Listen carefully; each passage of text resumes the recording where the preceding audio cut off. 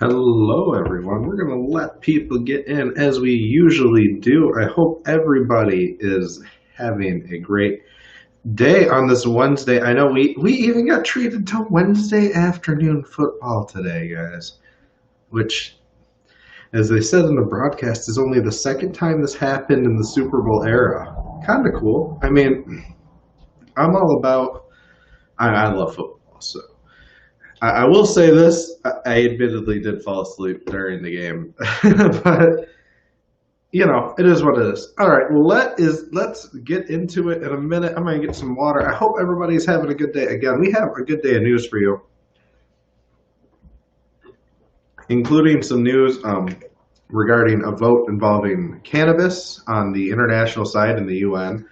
But first, we're going to start with this story out of Alaska. So let's get into this now.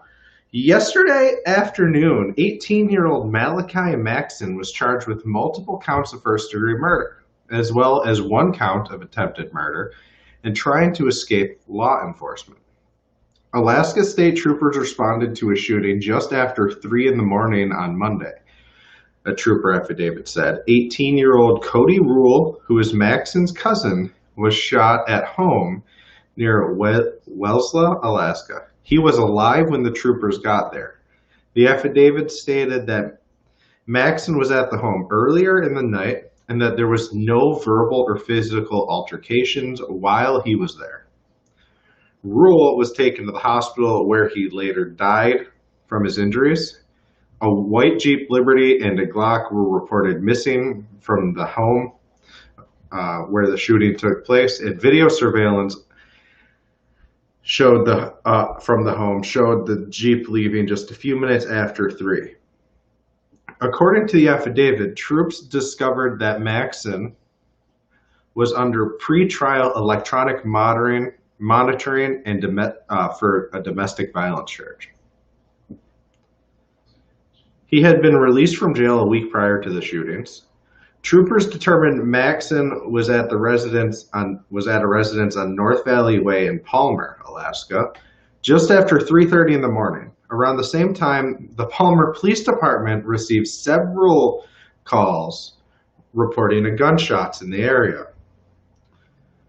While searching the home in Palmer, law enforcement officers found that 3 more people had been shot.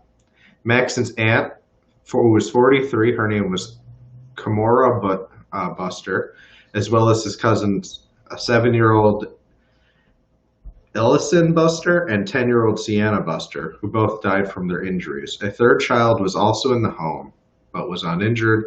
Troopers say there was evidence, however, that Maxson did attempt to try to shoot the third child and was unsuccessful. So that is obviously a disturbing story. Now let's get into this next one. The UN Commission on Narcotics voted to reclassify cannabis today. This is good news. So it's taking it off Schedule 4, and the list that includes dangerous and highly addicted drugs, such as heroin. So that basically means it has some medical value. They're taking it off that and moving it to, I think, up to Schedule 3, which means it has medical value, or Schedule 5, whatever one.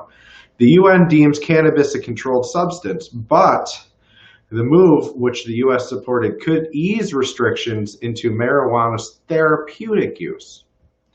A 53-member commission approved the change in a very close vote today. The vote was 27 to 25, with one person abstaining. Russia was a vocal opponent of the move, calling cannabis the most abused drug globally. The UN vote follows guidance from the World Health Organization, or the WHO, and its expert committee on drug dependence, which had recognized deleting cannabis and cannabis resin from Schedule 4 of the 1961 Convention on Narcotics. The drug will now remain Schedule 1 rather than appearing on both lists. So there you have it. It will remain Schedule 1 rather than appearing on both lists. So this is good. It basically makes it still internationally illegal for recreational purposes, but medically it'll be okay. So now let's get into the next story. Now let's talk about Army Sergeant First Class Brian Starr. He is facing reckless murder charges. Starr ordered his girlfriend's 5-year-old kid to get out of a car on an Alabama highway to punish him for unruly behavior. Now, that's just not okay, in my opinion. I don't like that. The boy's mother was not in the car at the time. All right. The child was struck by a car and killed. All right. Starr is currently active at Fort Beginning. The driver of the car, who struck the 5-year-old boy has not been charged, and Starr reportedly told the sheriff's office that the driver driving the car was not at fault. It's just a sad situation and just not okay. All right, let's get into our next story here. All right, China released a video today of Chang'e 5 spacecraft approaching, then landing safely on the moon. This is really cool. I actually watched this video a few times. Very, very cool. This is China's third lander currently operating on the moon as well. So no other country has safely landed on the moon since 1976.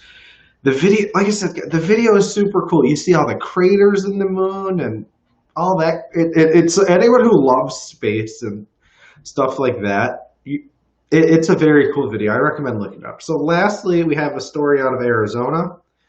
A lawsuit was filed on Monday that charges 2 Mormon bishops and a teacher who failed to report an Arizona father's repeated sexual and physical abuse of his 3 children, despite a state law that makes reporting such offenses mandatory.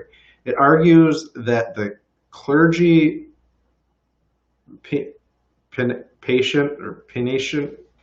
privilege in the law, which keeps confessions confidential, does not apply to these cases. All right. The teacher, a former Border Patrol agent, as well as a children's Sunday school teacher, had a clear duty under the law in both of her roles to report the abuse to police, the suit alleges. Each of the defendants had personal observations of the abuse and also knew of the abuse outside of any confidential communication the complaint filed. In Cochise County Superior Court alleges the father's abusive practices were discussed by church officials in routine meetings, apparently. And it actually led to his excommunication from the church in 2015 after church officials learned of the abuse of his daughter, who at the time was 5 years old.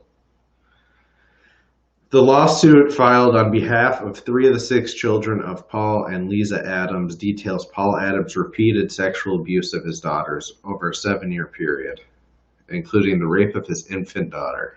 Paul Adams was indicted on 11 counts of child abuse in 2017, and while he was awaiting trial on those charges, he committed suicide and hung himself in a prison cell. So, a very just disturbing story today, guys. Thank you guys for joining me. I know there's a lot of stuff going on. I appreciate it. We'll keep it short so people can replay as always. You guys have a great night. I love all of you. Thank you for joining me. And, if you haven't checked out the new website, check it out. I have done some work on it, and we're going to start writing our own articles again next week. And until I see you guys.